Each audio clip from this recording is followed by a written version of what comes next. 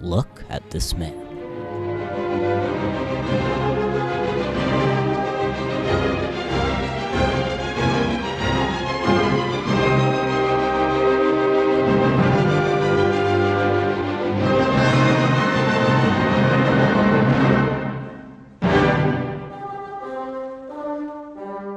This is famed conductor Gustavo Dudamel, and he's conducting the famous first movement of Beethoven's Fifth Symphony.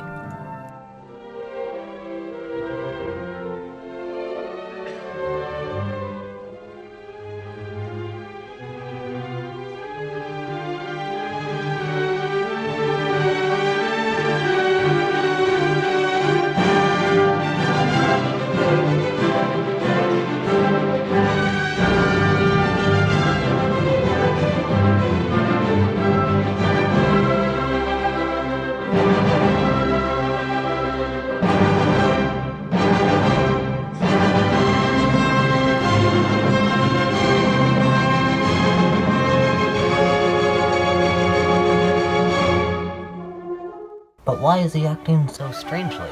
And what does he actually do? Today, we'll be taking a look at the role of conductors and how it's changed over time.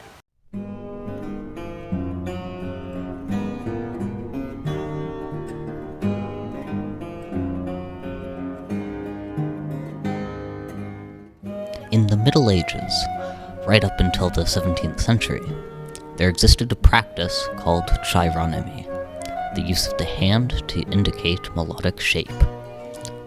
In the Christian church, the person responsible for chironymy would carry a large staff and bang it against the floor to mark the beat.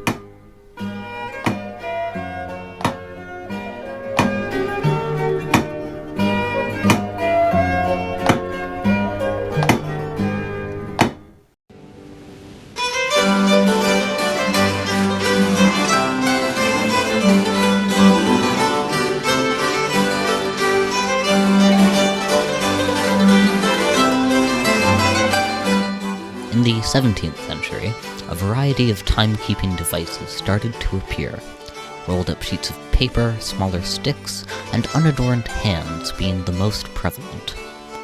Despite staffs already falling out of fashion, the final nail in the proverbial coffin was the death of Jean-Baptiste Lully, who, following and injuring his foot after striking it with the staff during a performance, refused amputation of his leg.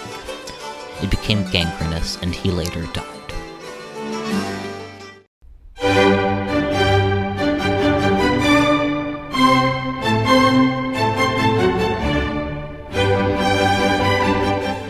In music of the Baroque era, the principal musician, often the lead violinist, would act as conductor, who would use his bow as a baton to indicate the beat. It was also common to conduct from the harpsichord in pieces that had a basso continuo part. Sometimes, in opera pieces, there were two conductors, the keyboard player to conduct the orchestra, and the lead violinist to lead the singers.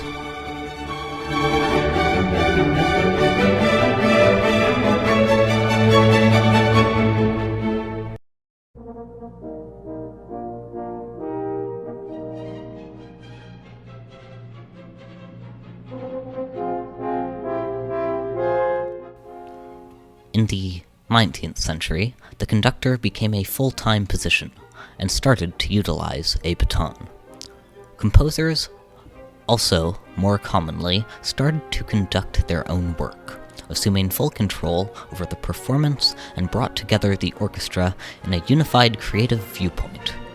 The use of a baton made the motions of the conductor more visible to the ever-expanding orchestra and added clarity towards what the beat was. It was during this time that Richard Wagner forever changed conducting with his imaginative gestures and control. He published several papers that outlined his vision of conducting, which would influence the practice to the modern day.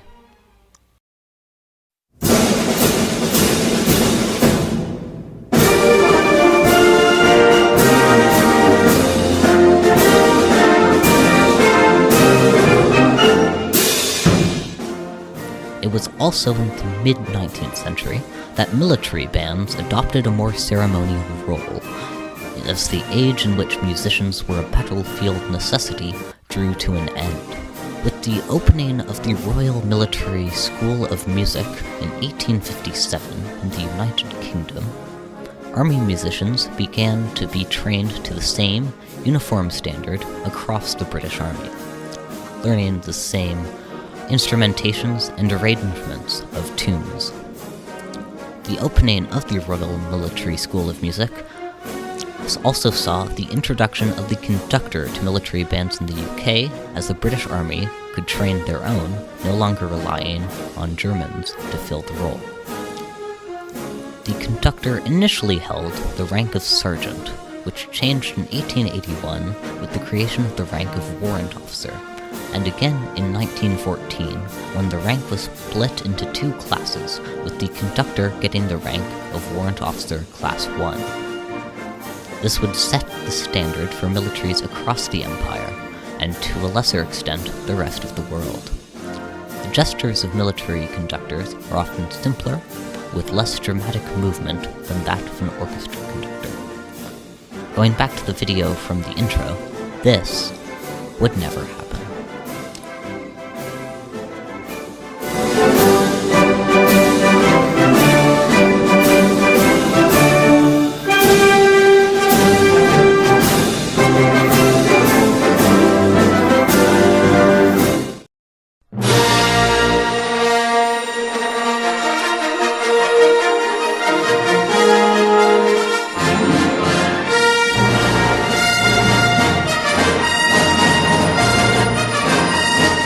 The 20th century brought with it numerous developments in the field of conducting.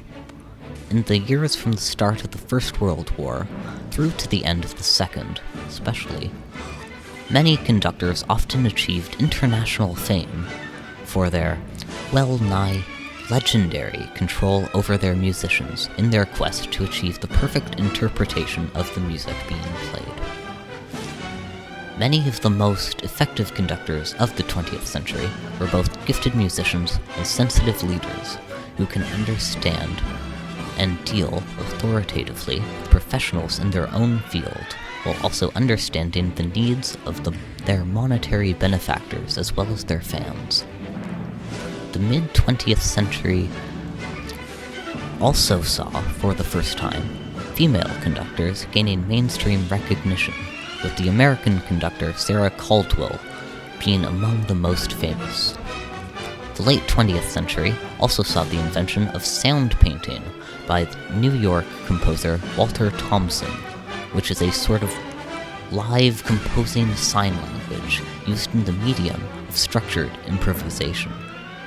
There are now over 750 distinct gestures used as communication tools by the composer/conductor to indicate the type of improvisation desired of the performers.